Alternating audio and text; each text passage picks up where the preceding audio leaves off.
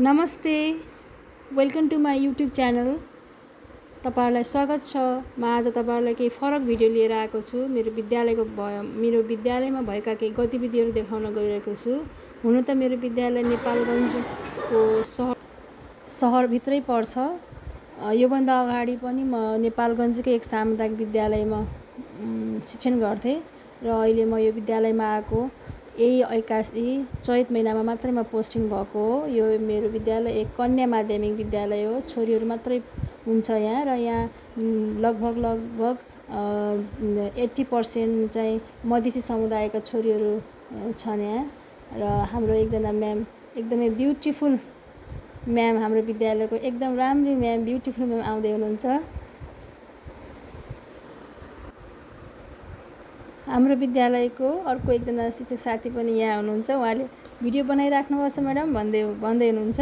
र नेपालगञ्जमा एकदमै धेरै गर्मी छ। फेरि यो जेठ महिना, नेपालकै गर्मी हुने ठाउँ, त्यसमा पनि यो जेठ महिना।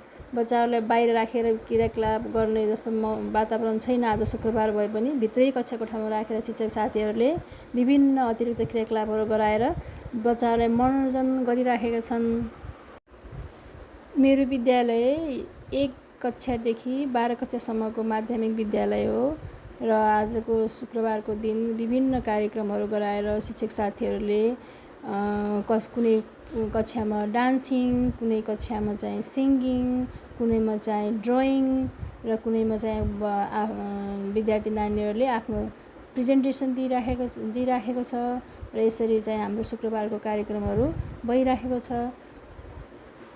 शुक्रबारको कार्यक्रम भइराखेको थियो। धेरै नै गर्मी भएको हुनाले हाम्रो नेपाल महानगरपालिकाले 1 हप्ता बिदा लिने गरेको रहेछ। त्यो कुराहरू चाहिँ सम्पूर्ण शिक्षक साथीहरूले हाम्रो यसरबाट हामीले पनि थाहा पायौँ र बच्चाहरूलाई चाहिँ त्यो नोटिसहरू हामीले दियौँ। बच्चाहरू पनि खुसी भएर विद्यालयबाट जाँदैछन्।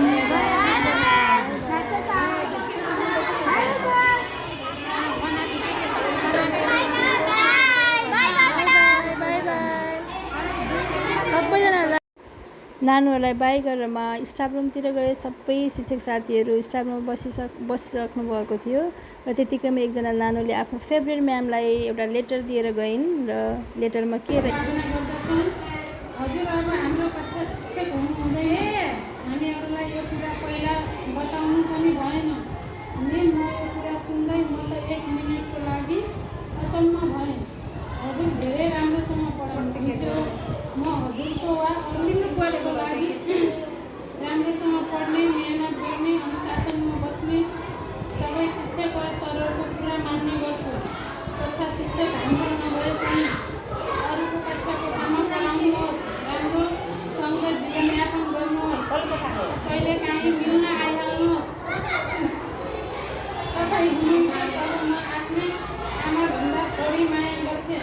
हजुरलाई कुरा भन्न हिम्मत हुन्थ्यो तर आमालाई केही पनि भन्थेन। म्यामले चिठी पढ्दै गर्दा एकदमै खुसी लागिरहेको थियो। एकजना शिक्षकले विद्यालयबाट पाउने भनेकै यही हो। र आजको शुक्रबारको कार्यक्रम पनि सकियो। आजको भिडियो यहीसम्म। ल हजुरहरूलाई कस्तो लाग्यो मेरो भिडियो? मन परेपछि लाइक, कमेन्ट, सेयर गरिदिनु होला। Thank you so much.